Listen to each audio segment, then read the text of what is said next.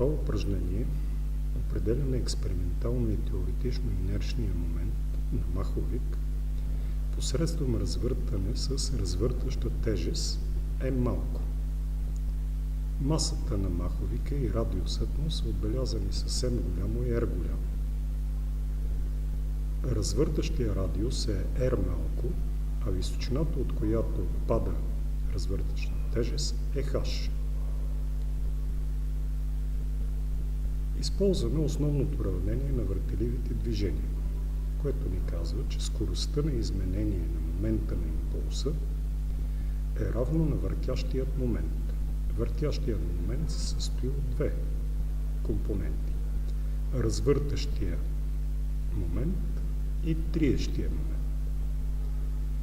Като сумираме по времето за развъртане, отдясно получаваме развъртащия момент минус триещия момент по времето на развъртане, а отдясно ще получим инерчния момент на маховика по ъгловата скорост, плюс инерчния момент на развъртащата тежест по ъгловата скорост. Когато развъртащата тежест падне и маховикът остане да се върти по инерция, може да запишем отдясно минус триещия момент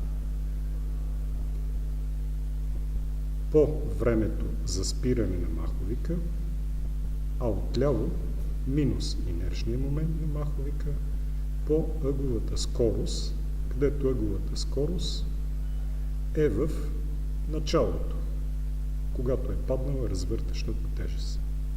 Така получаваме две уравнения с три неизвестни. Инерчния момент, триещият момент и ъгловата скорост. Трябва да намерим ъгловата скорост по някакъв друг начин, така че да получим две уравнения с две неизвестни. Ъгловата скорост може да определим чрез падането на развъртаща тежест по височина. Падането е равно ускорително, без начална скорост, затова h е равно на 1/2 ускорението по времето на развъртане на квадрат. Ускорението по времето обаче е равно на нейната скорост, а тя е равна на ъгловата скорост по радиуса на развъртане. И така получаваме за ъгловата скорост 2 пъти h върху радиуса на развъртане, върху времето за развъртане. Заместваме в горните две уравнения и получаваме две уравнения с две неизвестни, от които може да определим инерчният момент и триещият момент, при което се получава за инерчния момент, той е равен на инерчния момент на развъртащата тежест по два члена безразмерни.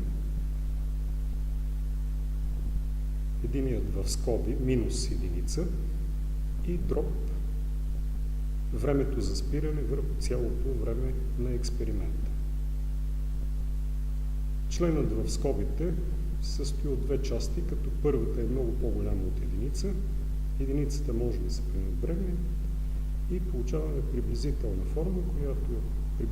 формула, която изразява инерчния момент чрез инерчния момент на развъртащата тежест, умножена по два безразмерни члена. Първият е доста по-голям от единица, жт е 1 на квадрат върху 2 пъти h, а другият е приблизително равен на единица, времето за спиране на маховика след като е развъртян върху цялото време на експеримента. От втората формула лесно се определя триещия въртящ момент. Той е равен на инерчния момент, ъгловата скорост върху времето за спиране на маховика. Като заместим с ъгловата скорост и току-що получения инерчен момент, ще получим за триещия въртящ момент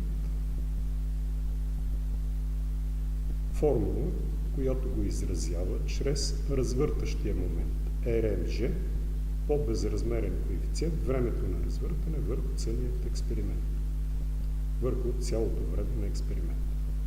Задачи за изпълнение. Да се определят времето за развъртане и времето за спиране на маховика, да се определи инерчния момент на маховика теоретично и експериментално и да се сравнят получените резултати. Да се определи и триещият въртящ момент. Тук са дадени опитните данни и са направени примерни изчисления. За инерчния момент теоретично, тъй като е диск, е приблизително равен на 1/2 масата на маховика по радиуса на квадрат. Пишем приблизително, тъй като от маховика е изрязана една малка част, в която е вмъкнат лагер, за да има върху какво да се върти.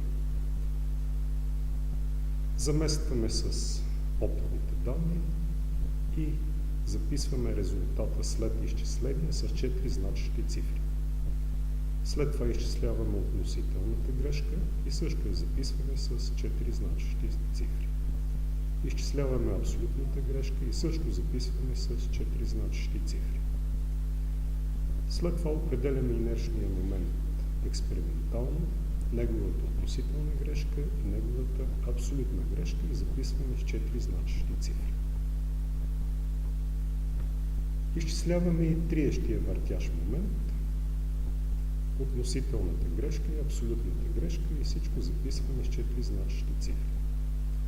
В крайния резултат записваме инерчния момент теоретично, инерчния момент експериментално и триещият момент.